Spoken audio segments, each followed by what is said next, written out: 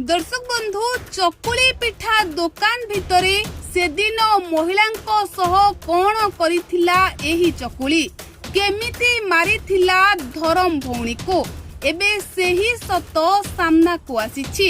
आउ एही सत सुनिबा परे पटामुंडाई अंचलवासींको मुंड टीण होई जाइछि।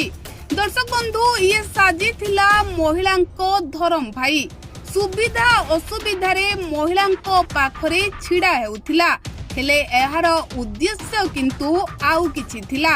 आउ से दिन दुकान भितरु महिलांको गलित मृतदेह मिलिबा परे एबे धीरे धीरे सबु सत सामना को आसुछि। मुखा खोलुछि धरम भाई चकुलीर। दर्शक बंधु आपण माने जानिथिबे पटामुंडाई सहर रे चांचल्य खेलाइथिला महिलांको मृतदेह एक चकुली पिठा दुकान भितरु मिलिबा। एही धरम भाई जनक महिलांको सहित दुकान भितरे एमिति करिथिला। आउ जेउ घटना सामना को आसीबा परे एबे समस्ते अंचलवासी आश्चर्य हेउछंती। दर्शक बंधु चकुली साजिथिला महिलांको धरम भाई। ये व्यक्ति जेहेतु चकुली बिकुथिले आंकु समस्ते चकुली भाई बोली डाकुथिले। आउ एई चकुली निज जालरे फसाई थिला उक्त महिलांको।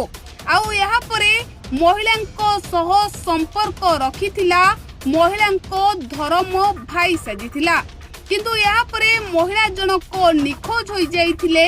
आउ तापरे ताको दुकान भितरु बाहरी थिला महिलांको गलित मृतदेह।